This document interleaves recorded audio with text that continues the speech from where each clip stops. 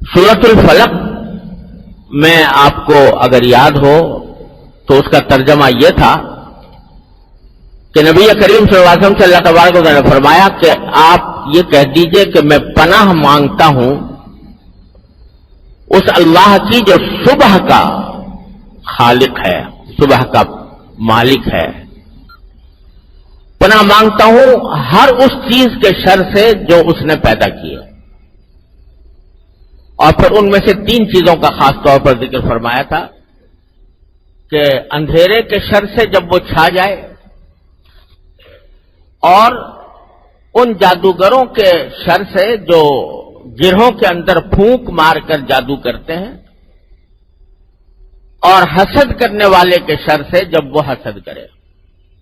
یہ سورہ فلق کا ترجمہ تھا. اس دوسری سورت کا ترجمہ یہ ہے کہ حضور نبی کریم سرور عالم صلی اللہ علیہ وسلم سے اللہ تبارک و تعالیٰ فرما رہا ہے قل، یعنی کہو. کیا کہو؟ یہ کہو کہ اعوذ برب الناس،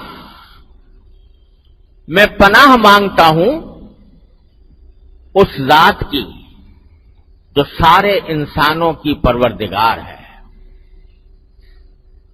پناہ مانگتا ہوں اس ذات کی جو سارے انسانوں کی پروردگار ہے، ملک الناس جو سارے انسانوں پر بادشاہت رکھے ہوئے ہے، الہ الناس جو سارے انسانوں کی معبود ہے،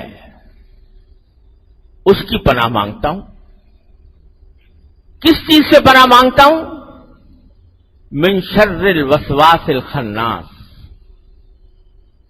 اس شیطان کے شر سے جو دل میں وسوسے ڈالتا ہے اور پیچھے ہٹ جاتا ہے.